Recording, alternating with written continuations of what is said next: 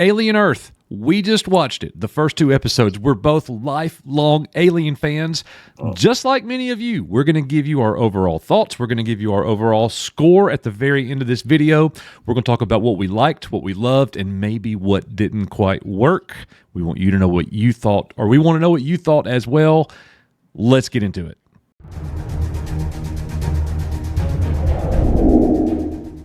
Hey everybody, welcome back to the channel. Coach and Nick here at EBN reviewing all things Alien Earth. We're very excited about this show. Yeah. Right off the bat, Nick, let's talk about the world. Let's talk about the design. The alien looks great. The ship looks great. You said the first time we watched this through, you said it's a little bit too on the nose for me, maybe. What did you mean by that? Yeah, on that first scene in the first episode, it was almost like it was a fan-made adaptation of the original scene from Alien. What was happening in that scene? They wake up and they're having dinner around the table and that sort of stuff, and all the people around the table looked like just different actors playing those characters in Alien. Of course, the conversation stuff wasn't the same, but it just popped in my mind that I was like, this just is a little bit too on the nose for me, but it's fine. I didn't hate it. It's just a nitpick for me. Well, I felt kind of the opposite. To me, I immediately felt like I was home watching Alien or Aliens again. Yeah. Like it felt like it should. I'm in that world. That's a Weyland-Yutani ship. What's happening with this what do you call half robot cyborg? What is happening with this cyborg on the ship? I don't really quite know yet. So this isn't a criticism for the show, because I am sure that this is done by design. I'm not quite sure what the plot for the show is yet. I know I read that it's the search for immortality. It's the search to be able to live forever. And I also remember before the show premiered, one of the big, huge exposés that came out about the show was that Boyd Cavalier, the trillionaire over the company called Prodigy that we see in the show in the first 2 episodes. An eccentric billionaire. He is supposedly on the quest for immortality, but if you listen to him in the show, he doesn't say a word about that yet. He says, I'm just looking for somebody that can have a conversation with me. Yeah, that's smarter than me. Because I'm smarter than all of you. Yeah. And I'm like, so what's this about? And then in the meantime, it's a little confusing. You really got to keep up with the cyborgs, the synths, the hybrids, the humans. What is happening then here? The creatures, all the different. Oh, my goodness. They introduce, it's not just the xenomorph in this. Correct. They introduce other, horror element type creatures, into the show, which I enjoyed. They are expanding on the alien lore a lot in this show, and I'm all for it so far. Now, after the first episode, I really wasn't.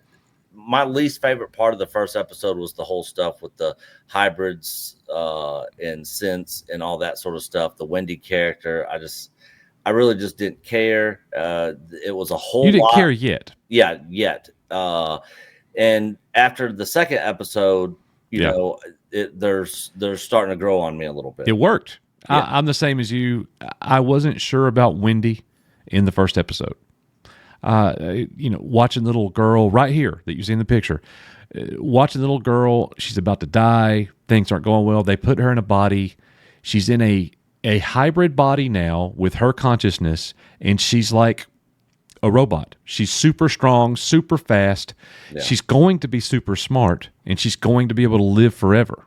That's going to be very interesting as it plays, or we at least think that she's going to be able to live forever. Now, you have an antagonist in the show, it appears, in Timothy Oliphant's character, who I think is a synth. I'm not quite sure yet.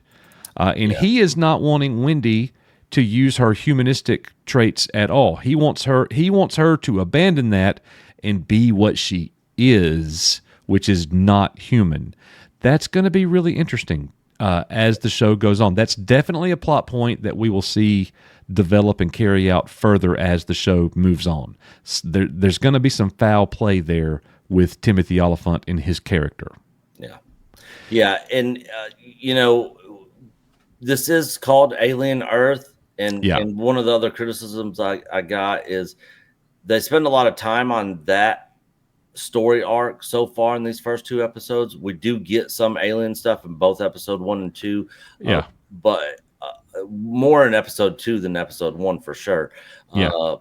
But I wish we were getting more alien stuff, Sure, of course. But I'm sure that'll come. I'm sure that'll come, as the episodes keep going. We'll get more alien, more xenomorph. So, thoughts about the setting of the film? In the first episode, you're on a ship, you're in space. This is alien. This is aliens. Yeah, you are in space, but the thing starts to crash, and it crashes on Earth. Yeah, and throughout the second episode, you're on a crashed ship on Earth, but you're still on the ship. Yeah, it's kind of weird thinking they're actually on Earth. Now, of course, the team comes in, the medical team, the first responders, which is actually the military in the 22nd century. All right, that's something that is kind of interesting with their guns and everything. That's something I pointed out. I was like, you would think that it would be like firefighters, local police keeping people back. A lot could happen in 150 years, bro. They're sending in like, special forces, military people, which was kind of weird for me a little bit. But again, it's just a nitpick on my part. What did you think about the design of the alien itself? It felt like watching Alien or Aliens. The only nitpick I have is that moment that you see the mouth begin to open and he's growling and he's about to strike its prey. In the original movies, the head would begin to shake. The mouth would begin to like quiver and shake right before the strike. In this one, it's just so super smooth. That was something that was different to me. But that is something so minute to me. Yeah. It's just something that I noticed. I think the alien looks 10 out of 10. He looks great. Yeah. Really the only issue I have with the alien is that he should have killed Joel 3 times now. Yeah, Joel's got super plot armor in this, which is Wendy's brother. Not only should he have died 3 times, he walks into a random room and finds the baseball from Mr. October, Reggie Jackson, and he just happens to be a massive baseball fan and have all these great memories with his father. So if you're going to Vegas, take Joel with you. Yeah, he's very lucky in these first 2 episodes for sure. It's crazy. And we'll see what happens to him in episode 3 because episode 2 kind of leaves he's the cliffhanger. On the cliffhanger with him. Yeah. So, yeah, definitely worth checking out. But, the aesthetic and everything in the show, a lot of practical effects. I've seen very little CGI. Right. In this. Yeah. Some of the creatures, a couple of the scenes in episode 1, like when Wendy's sitting on the side of a mountain and jumps down on the beach, you could tell was CGI'd and all that. But, sure. But most everything is practical effects. They're going leaning in heavy with practical effects, which I absolutely love. Okay. So definitely a positive there. All right. So I'm going to go first. Overall score out of 10. First episode, it was a good first episode. It did its job. It was solid. Many of you who are regulars here already know what I'm about to say. I'm going to give it a 7 out of 10 because that's what I do. Yeah, that's Coach's default. That's my default for sure.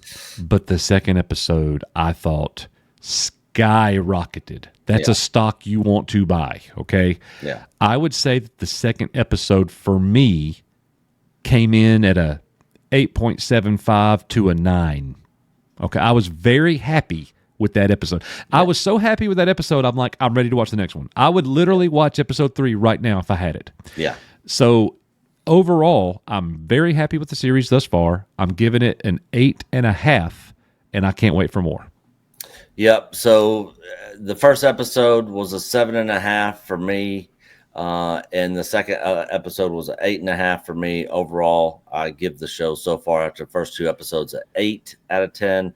I'm enjoying it. Now, one of the concerns I had with the show before it even dropped is this is happening on Earth, and I was always under the impression and the mindset that, you know, the Wayland Yutani and the company and all that really didn't know anything about the alien. Of course, all that's changed over the years, but this was all, you know, out in deep space. You know, not on Earth. That was one of the issues I had with the first AVP movie. It's happened on Antarctica in some temple, and there's aliens and predator, and I'm just like, what? You know, Bad movie.